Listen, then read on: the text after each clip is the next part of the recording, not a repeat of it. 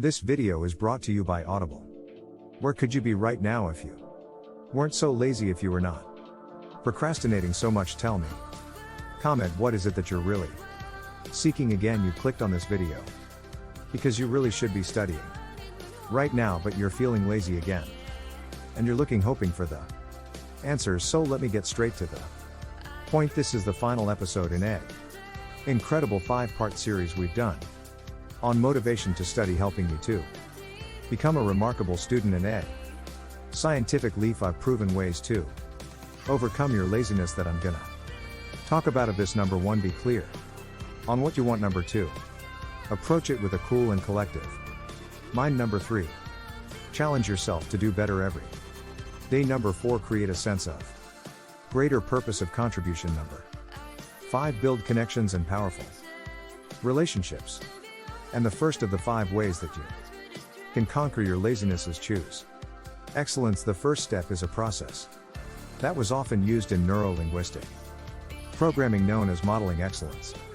To put it simply, this is the study of what works, was excellent, and copying that. There's no need to reinvent the wheel. And who better than one of the wealthiest men in the world, a guy that you all probably know, called Warren Buffett. Warren is a prolific investor and has built a net worth close to almost $90 billion, and naturally, this kind of wealth has given him plenty of admirers. So what is it that we can learn from him about overcoming laziness?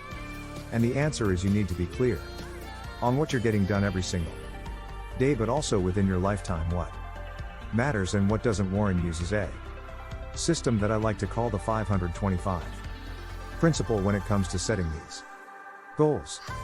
I want you to write down on a piece of paper 25 life-changing and inspirational goals that you want to complete before you die. Things that if you could accomplish, you would really feel like you'd mastered your potential. Once you've done this, I want you to take a look at your list. Now your job gets more difficult. Choose from that list just 5 that you really want to complete above all others and circle them. Don't just listen, take action. And here comes the difficult bit: everything that you don't circle, but those 5 you cross out. That is now your focus for the rest of your life.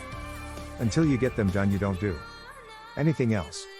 When inspiration comes from inside, it remains, and when inspiration comes from outside, it fades. And that's why I'm encouraging you not just to listen to my voice, but to take action based on your voice, on your inspiration. This narrowing of your focus is going to give you the kickstart that you need. Number 2 is a calm mind. The next method you can use is a mindful meditation practice, any that works for you. And I say this because it's not meditation alone, but the habit of meditating that builds the benefits. A 2012 study done by Italian neuroscientist G. Pignoli found that meditation not only changes brain patterns, but it also confers advantages in mental focus that may improve your cognitive performance. And Pignoli recruited 12 Satsena meditators who've been practicing for at least 3 years. He compared them with a control group of 12 volunteers who'd never meditated but were the same age and had the same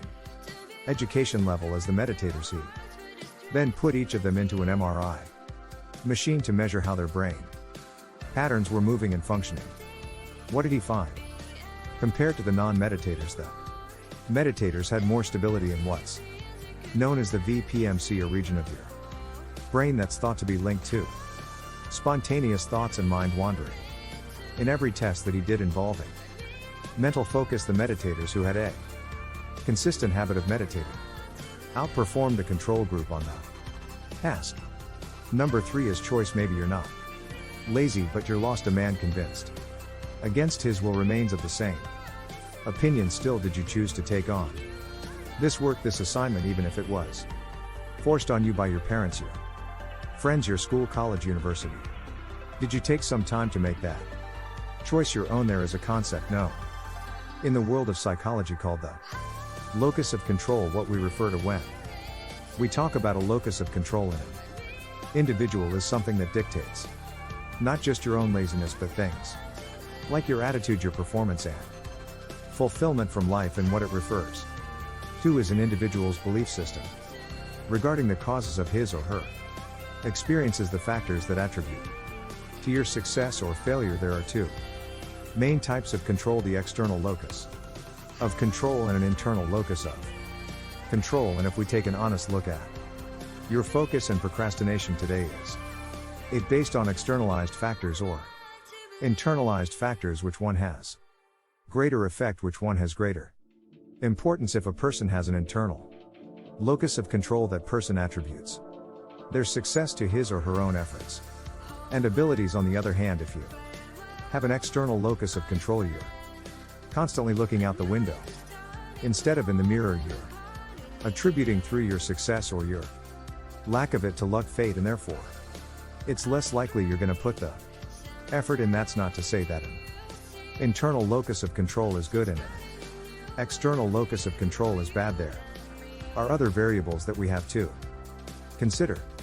However, psychological research has found that people with an internal locus of control, they tend to be better off in life. Knowledge is only useful when it's applied. That's only when it becomes powerful. So what are the factors in your control? How can you focus more on your internal locus of control and be honest with yourself? Where are you letting laziness creep in? Where are you falling victim to your external locus of control? Number 4 is contribution. When you think of the jobs that people imagine as being the most meaningful, what do you think of? Fireman, nurse, midwife, neurosurgeon, teacher. These are all jobs that help other people in some way. There's a growing body of evidence that helping others is a key ingredient for life satisfaction. People who volunteer, for example, tend to be less depressed and healthier. A randomized study showing that performing a random act of kindness makes the individual giving even happier. And a global survey found that people who donate to charity are as satisfied with their lives as those who earn twice as much. So if you're feeling lazy, instead of trying to find ways to be more productive, find ways to be more of service. Growth in one area of your life translates to growth in other areas of your life. So make a difference. And the final one, and perhaps the most important one: are you happy? Seriously, are you happy? Are you connected with good people and building good relationships? None of us exist in isolation, and the most common regret of those who are dying is not maintaining good relationships with good people. You can't do things with basic people. Social connection is the greatest predictor of long-term happiness and the greatest long-term predictor of success. It's not that success makes you happy, it's the other way round. Being happy makes you more successful. I want you to take action on the videos that you've seen. I want you to apply this to your own life.